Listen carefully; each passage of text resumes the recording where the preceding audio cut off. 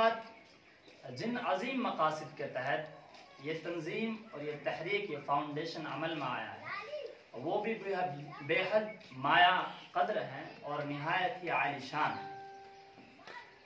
یارو، آپ لوگ جانتے ہیں کہ انسان کو اللہ رب العزت نے اشرف المخلوقات بنایا ہے، سب سے بہترین، سب سے عظیم ترین مخلوق۔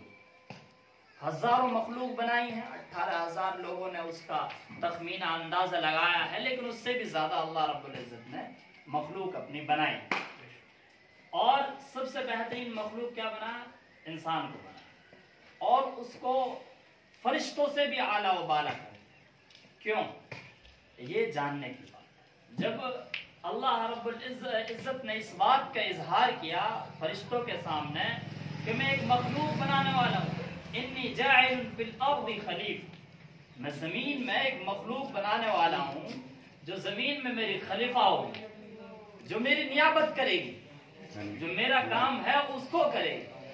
تو انہوں نے اس بات پر اعتراض کیا، جو ملائکہ تھے، فرشتے تھے، انہوں نے کہا کہ جی ایسی کیا کمی رہ گئی ہمارے باتوں میں، ہمارے عمل میں، جو ایک نئی مخلوق کو پیدا کرنے کی ضرورت پیش ہو رہی ہے؟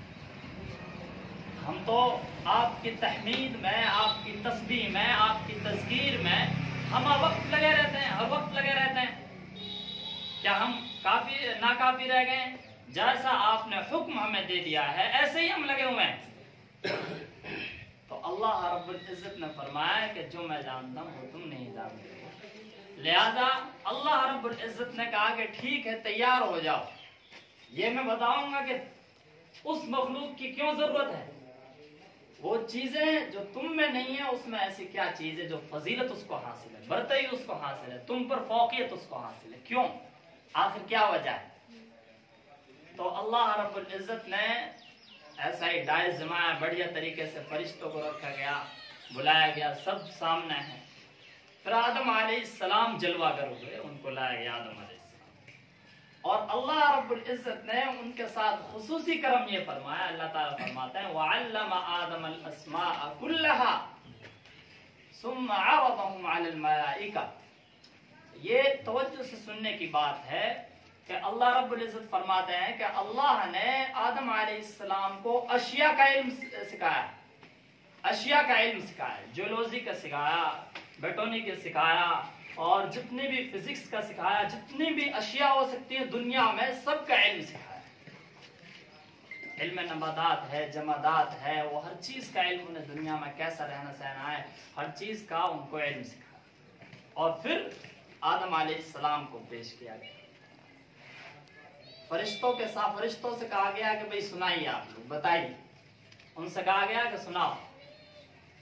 تو انہوں نے اس بات کا جب اظہار کیا کہ اللہ ہم تو اتنا ہی جانتے ہیں جتنا آپ نے سکھایا ہمیں تو نہیں آتا زیادہ جو آپ پوچھ رہے ہیں ہم سے۔ پھر اللہ تعالیٰ نے آدم علیہ السلام سے کہا کہ انبئہم باسمائہم، کہ ان کو سناؤ، ان کے سامنے پیش کرو جو ہم نے تمہیں سکھایا ہے۔ تو آدم علیہ السلام نے کھٹاکھٹ پڑھنا شروع کر دیا اور بتانا شروع کر دیا ہر چیز کا ہے، تمام چیزوں کا ہے۔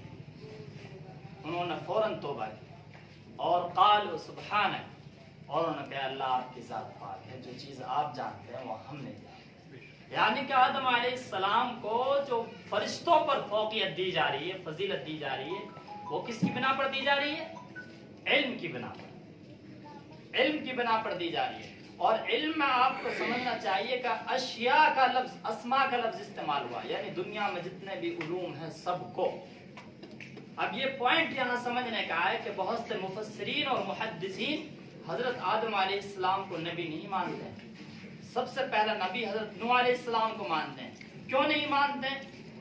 یہ بیان کرتا ہے کہ نبیوں کا کام ہے کہ جب پوری انسانیت بھٹک جائے، لوگ راہ سے ہٹ جائیں اور شرک اور بت پرستی کی دلدل میں دھس جائیں، تو اس وقت میں نبی بھیجے جاتے ہیں۔ اور جب حضرت آدم علیہ السلام کو بھیجا گیا تھا تو بت پرستی نہیں ہوتی تھی، شرک نہیں ہوتا تھا۔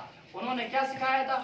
کھیتی ایسے کرنی ہے، گھر ایسا بنانا ہے، یعنی کہ انجینئرنگ کا جو کام ہے، یعنی کہ جو علم الارض، زمین کا جو کام ہے، جتنا بھی کام زمین کے تعلق سے ایگریکلچر کا جو کام ہے، سب یہ کام سکھایا گیا، اور انہوں نے یہ بتایا دنیا کو۔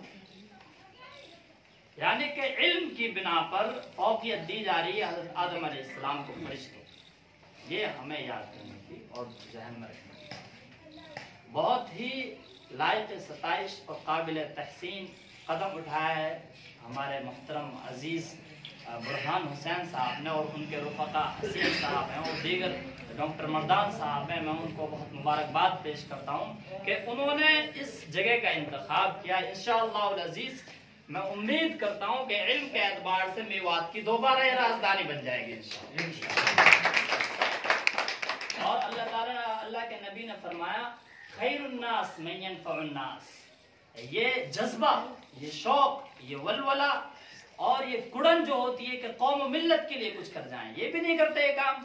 سب کی زندگی گزر رہی ہے اپنے اعتبار سے، ان کو ظاہر ہے کہ کوئی پریشانی تو لائق نہیں ہے، یا آپ سے کوئی مفاد ان کا وابستہ نہیں ہے کہ آپ ان کو کچھ دو گے، تنخواہ ان کو دو گے، یا آپ سے روپے یہاں سے کسوٹ کر لے جائیں گے، کوئی اسکیم ایسی چلائیں گے. ایسا نہیں ہے. ایک نوجوان شخص ٹائیں گاؤں سے کھڑا ہوتا ہے اور وہ ایسا ہی کام کرتا ہے.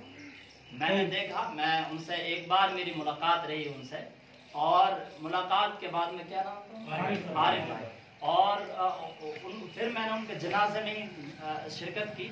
میں ان کے جنازے میں گیا تو کیسی ایسی شخصیات، چاہے وہ سماجی ہو، دینی ہو، مذہبی ہو، عام دیہات کے لوگ ہوں، پورا گاؤں ان کے لیے سمٹ کر آ گیا جنازے میں. اتنا مجمع تھا، بڑی تعداد میں مجمع. کیوں؟ کیونکہ انہوں نے خدمت سے خدا کو پا لیا.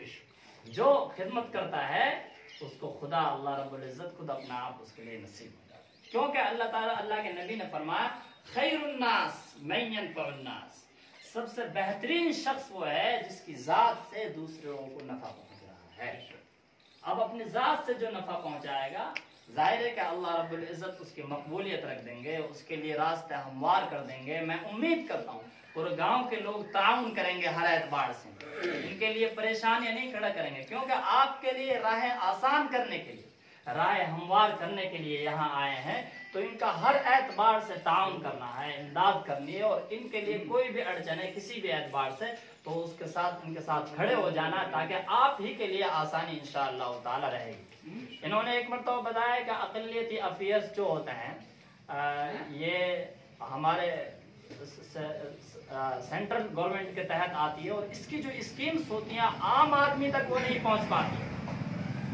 مائنورٹی افیئرس کی جو چیزیں ہوتی ہیں ان کو پڑھے لکھے لوگ ہی جانتے ہیں، پھر ان سے فائدہ اٹھوانے کا طریقہ بھی وہی کریں گے. یہ نوجوان ماشاءاللہ سب ایڈوکیٹ ہیں، سب کوئی ڈاکٹر ہے، سب پڑھے لکھے ہیں، اور اس سے پورے گاؤں کو نفع پہنچے گا. اور ایک جذبہ ہے جو اللہ کے لیے جذبہ لے کر کھڑے ہوئے ہیں. یہ کام ہے، یہ پودا لگا رہے ہیں، اور یہ کام انشاءاللہ تعالی یہ مستقل چلتا رہے گا. میں انہی باتوں کے ساتھ اپنی بات کو ختم کرتا ہوں. اللہ تعالی ہم سب کے آنے کو قبول فرمائے.